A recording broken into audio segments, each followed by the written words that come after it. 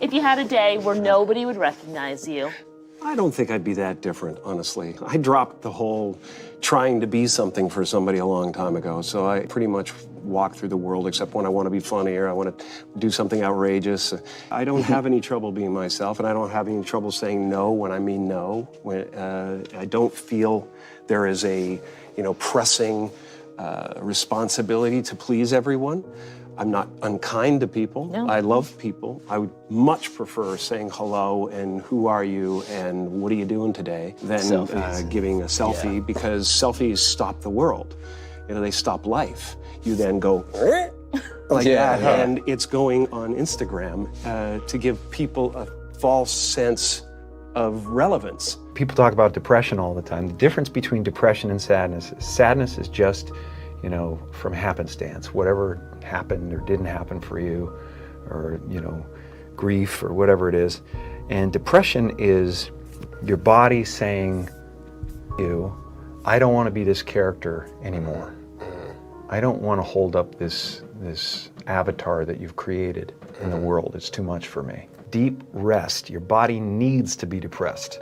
It needs deep rest from the character that you've been trying to play. I act because I'm broken in a lot of pieces, and acting gives me a chance to reconfigure those pieces into 1,000 different things that are positive for people to watch. Was there ever a moment where you first sort of realized, like, I want to be a performer. This is the thing that I want to do with my life? There was never any other choice. From the time that there was consciousness in the body, I was looking at a man named Percy, my dad, who was the most incredible character that you'd ever meet. If you met him for 5 minutes, you thought you knew him for 50 years. Wow. And he wrapped everyone that came into our house in stories and jokes, and I became his calling at a certain point. And he was always super behind me. But from the first time I can remember, him just lighting up the room, and him just like wrapping everybody in a story or whatever, and going, oh, that's the thing I want to do. That's what I want to be. My father could have been a great comedian, but he didn't believe that was possible for him. And so he made a conservative choice. Instead, he got a safe job as an accountant. And when I was 12 years old, he was let go from that safe job. And our family had to do whatever we could to survive. I learned many great lessons from my father, not the least of which was that you can fail at what you don't want. So you might as well take a chance on doing what you love. I watched the effect of my father's love and humor and how it altered the world around me. And I thought, that's something to do. That's something worth my time. It wasn't long before I started acting up. People would come over to the house and they'd be greeted by a 7-year-old throwing himself down a large flight of stairs. They would say, "What happened?" And I would say, "I don't know. Let's check the replay." I'd go back to the top of the stairs and come back down in slow motion. Now, fear is going to be a player in your life, but you get to decide how much. You can spend your whole life imagining ghosts, worrying about the pathway to the future, but all there will ever be is what's happening here, and the decisions we make in this moment, which are based in either love or fear. So many of us choose our path out of fear disguised as practicality. What we really want seems impossibly out of reach and ridiculous to expect, so we never dare to ask the universe for it.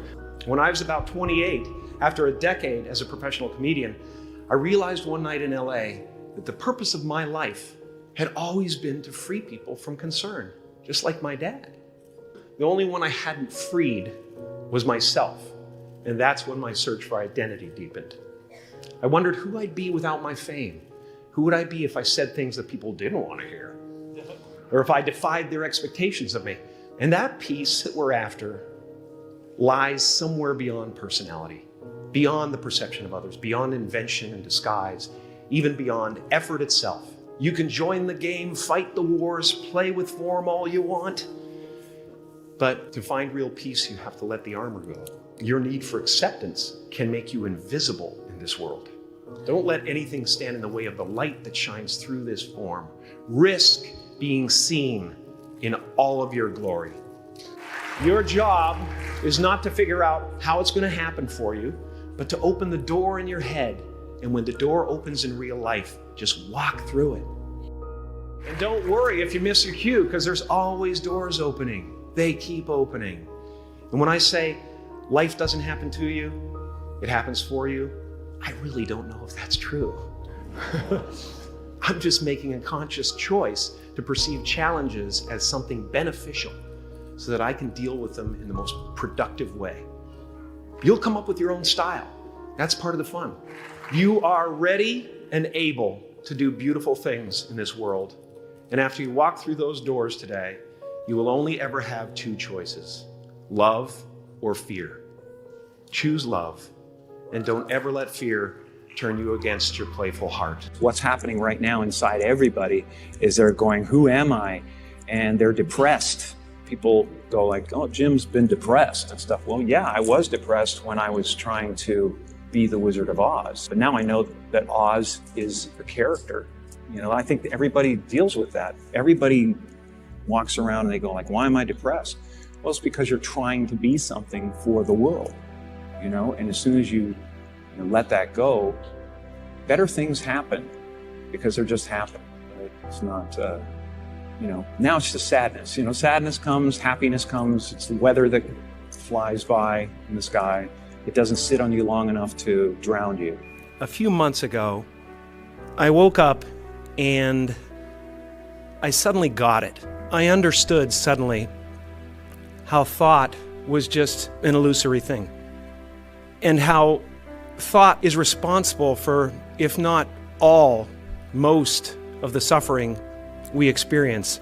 And then I suddenly felt like I was looking at these thoughts from another perspective. And I wondered, who is it that's aware that I'm thinking? And suddenly I was thrown into this expansive, amazing feeling of freedom from myself, from my problems. When I go to sleep at night, I'm not just a guy going to sleep. I'm two-time Golden Globe winner Jim Carrey going to get some well-needed shut-eye. And when I dream, I don't just dream any old dream. No, sir. I dream about being three-time Golden Globe winning actor Jim Carrey. Because then I would be enough.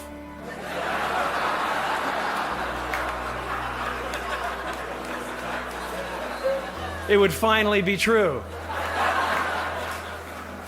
And I could stop this terrible search for what I know ultimately won't fulfill me.